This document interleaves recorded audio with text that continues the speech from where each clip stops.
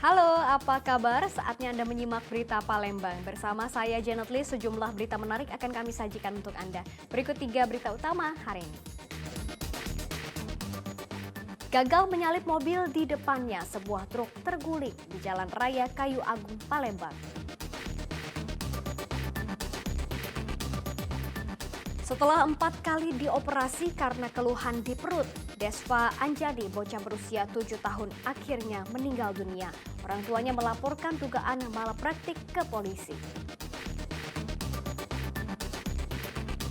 Jelang Ramadan, ribuan orang berziarah di makam para penyebar syiar Islam di Palembang, termasuk makam Kiai Haji Abdurrahman Delamat.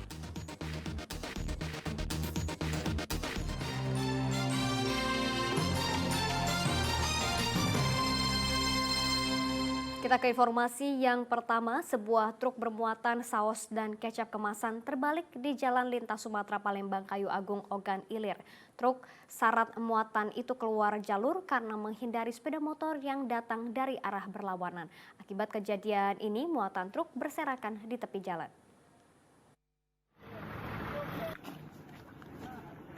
Truk bermuatan saus dan kecap kemasan ini terbalik di Jalan Lintas Sumatera, Palembang, Kayu Agung atau tepatnya di Desa Tanjung Dayang Utara, Kabupaten Ogan Ilir, pada Senin pagi.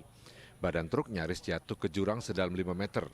Kecelakaan ini mengakibatkan semua muatan truk berserakan di tepi jalan raya. Kecelakaan berawal saat truk yang syarat muatan itu melaju dari arah Lampung menuju Palembang. Diduga sopir terkejut saat menghindari sebuah sepeda motor yang datang dari arah berlawanan saat hendak menyalip sebuah mobil di depannya. Sopir terpaksa membanting setir, tapi justru truk oleng keluar jalur lalu terbalik. Hindarin motor kita kan. Bapak maju dari mana, Pak? Dari arah Lampung ke Palembang. Motornya dari arah? Dari arah Palembang mau ke sana. Ambil jalur kita? Ya, mau nyalip mobil dari sebelah kiri. Langsung saya yang hindar. Kalau saya nggak hindar ya kena mobil. Bapak sama siapa, Pak? Hah? Bersama siapa? Ada kernet? Sendiri. Sini. Oke. Ini muatan apa, Pak? Kecap, saus. Berapa ton? Kurang tahu kalau pernah. Ada luka-luka mungkin? Meski tidak ada korban jiwa, kecelakaan ini menyebabkan truk rusak cukup parah. Kecelakaan ini juga mengakibatkan arus lalu lintas dari Kayu Agung menuju Palembang sempat terganggu. Dedi Irwansah melaporkan dari Indralaya, Ogan Ilir. Kejar-kejaran mewarnai razia penyandang masalah kesejahteraan sosial atau PMKS di Palembang. Dalam razia kali ini, sejumlah badut pengamen dan pengemis serta ODGJ ditangkap petugas. Razia dilakukan untuk memberikan rasa aman dan nyaman bagi warga Palembang.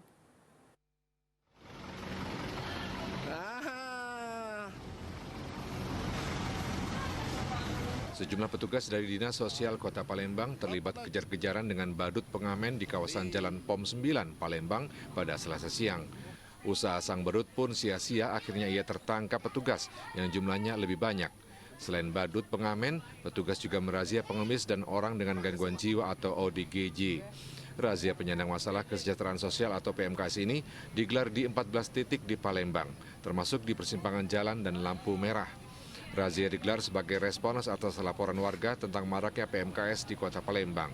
Para PMKS ini dinilai sudah sangat meresahkan masyarakat. Banyak untuk kita, Pak. Tapi alhamdulillah semua kita jalan. Ya, Pak. Yang penting sesuai dengan tupoksi. Kita juga di sini ada tupoksinya, Pak.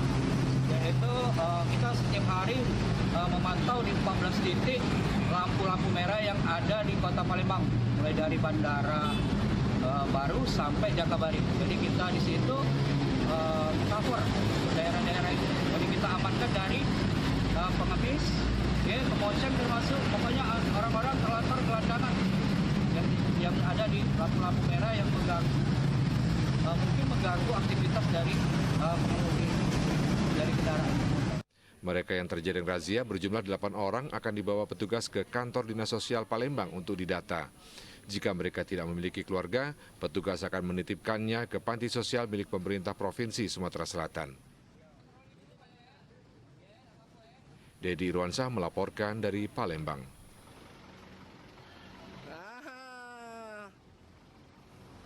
Informasi lainnya untuk Anda, 4 anggota komplotan pembajak kapal tungboat di perairan Sungai Mesuji diringkus tim reskrim dari Polres Ogan Komering Ilir.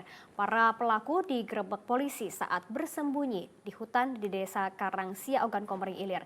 Dari tangan pelaku disita sejumlah barang bukti termasuk 2 pucuk senjata api rakitan yang mereka gunakan saat beraksi.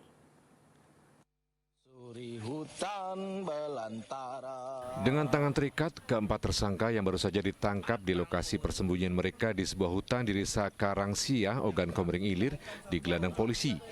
Polisi membawa keempatnya ke rumah salah satu tersangka untuk mencari barang bukti. Hasilnya, polisi menemukan 2 pucuk senjata api rakitan, peluru, dan senjata tajam. Keempat tersangka, Usman, Abu Soleh, Karim, dan Harun Roni, dihadirkan polisi dalam gelar perkara di halaman Mapolres Oki pada Senin pagi. Mereka merupakan anggota komplotan pembajak kapal takbot, pengangkut tandan buah sawit milik sebuah perusahaan perkebunan di perairan Sungai Mesuji, Kecamatan Sungai Menang, Ogan Komering Ilir. Berdasarkan catatan polisi, komplotan ini telah 2 kali membajak kapal di wilayah tersebut. Pembajakan kapal di alur Sungai Mesuji, tepatnya di Desa Karangsio, Kecamatan Sungai Menang, Kabupaten Oki. Yang pertama adalah terjadinya tindak pidana pembajakan kapal yang membawa tanduan buah sawit, kejadian pada tanggal 12 Maret 2022. Kemudian terjadi juga pencurian dengan kekerasan, itu di tanggal 22 Oktober tahun 2022.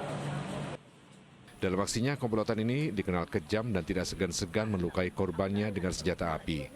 Polisi akan terus mendalami kasus ini untuk mengungkap kemungkinan ada pihak lain yang terlibat.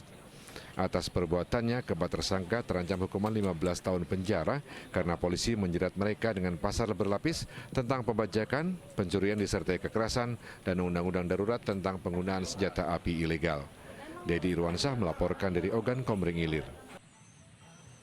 Beberapa hari dirawat di rumah sakit, Desva Anjani, bocah perempuan berusia 7 tahun yang diduga korban malpraktik akhirnya meninggal dunia. Kondisi Desva yang sempat dioperasi 4 kali terus memburuk hingga ia tidak kuat untuk bertahan. Orang tua bocah malang itu telah melaporkan kasus dugaan malpraktik ini ke polisi. Sempat dirawat selama 7 hari di Rumah Sakit Muhammad Husin, Palembang, Desva Anjani akhirnya tak bisa bertahan. Ahad malam lalu, Desva mengembuskan nafas terakhirnya.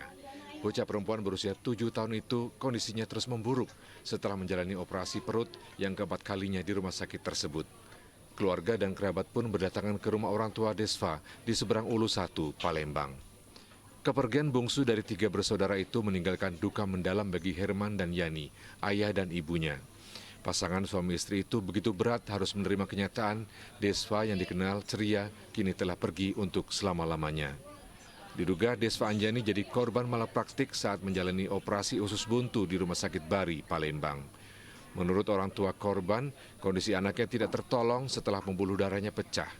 Atas dugaan malpraktik tersebut, orang tua korban telah melaporkan oknum dokter Rumah Sakit Bari ke Polda Sumatera Selatan pada 9 Maret lalu. Kalau kata dokter infeksi yang berlebih, karena luka tadi sudah terbuka. Ya. Jadi luka operasi itu merembet ke hati. Iya, ke hati. Hati, ujung-ujung pembuluh darahnya pecah. Itu banyak pecah. Oh, di kaki. Di kaki, di badannya kan, bintik-bintik ya. Terus harapan kita Pak, gimana Pak? Dengan peristiwa ini kan ini sudah ke jalur hukum kan Pak? Kita kan sudah lapor ke pihak polisi, jadi tidak lanjut, dimohon dijalankan, pihak yang bersangkutan segera dipanggil. Tidak selesai operasi, belum pernah buka mulut. Itu operasi yang terakhir, operasi nomor berapa Pak? Yang keempat. Operasi yang keempat. Terakhir di sini ya Pak ya? Iya, terakhir di Rumah Sakit Muhammad Husin. Sudah dinyatakan pernah istilahnya 1 hari aja normal gitu? Belum pernah. Belum pernah. Menurut pihak Rumah Sakit Bari, apa yang dilakukan dokter untuk mengoperasi korban dinilai sudah tepat, sebab operasi tersebut perlu untuk menyelamatkan nyawa sang pasien. Sejauh ini belum ada keputusan malpraktek, karena kan malpraktek itu sendiri yang menentukan kan dari ID ya, ID dari untuk kebenarannya ahli yang menentukan. Iya. Sampai 3 kali operasi itu memang sejauh ini. Betul, karena kebetulan operasi ini dinilai perlu. Kalau memang operasi itu ada batasnya kan kemungkinan tidak akan dioperasi lagi di terakhir di rumah sakit lain ini. Iya. Tapi benar Bapak dari korban memang berobatnya itu sakit tifus. Kalau saya awalnya itu dari ini pasien ya, nggak mau kalau nyebut korban. Iya. Cuman kalau memang dari pasien itu diagnosa awalnya seperti itu, karena kan memang mungkin ini bukan kompetensi saya untuk menjelaskan. Cuma kan itu dikeluarkan dari dokter umum ya, artinya kan dokter umum belum punya kompetensi. Kompetensi yang sebenarnya kan itu ada di dokter spesialis. Makanya kemarin adik itu sudah sempat dibawa ke dokter spesialis. Setelah kami melakukan penjelasan, memang sejauh ini belum ada pelanggaran SPO dan bisa dikatakan seperti itu. Dari komite juga telah mengeluarkan rekomendasi bahwa dokter juga berkompetensi untuk menjalani operasi. Kasus dugaan malpraktik ini berawal saat Desva mengeluhkan sakit perut dan demam tinggi. Lalu dibawa orang tuanya ke Rumah Sakit Bari pada 2 Februari 2023 lalu. Pihak rumah sakit pun melakukan operasi pada 6 Februari. Namun usai operasi, dalam masa pemulihan di rumah, luka bekas operasi Desva mengeluarkan cairan berbau yang sangat mengganggu. Saat Desva dibawa kembali ke Rumah Sakit Bari, dokter menyarankan tindakan operasi kedua. Ironisnya, usai operasi, kondisi Desva tak kunjung membaik sehingga dilakukan operasi ketiga. Dalam kondisi yang terus memburuk, Desva lalu dirujuk oleh Rumah Sakit RSUD Bari ke Rumah Sakit Muhammad Hussein Palembang. Dan di rumah sakit terakhir itulah, Desva Anjani mengembuskan nafas terakhirnya. Dedi Irwansyah melaporkan dari Palembang.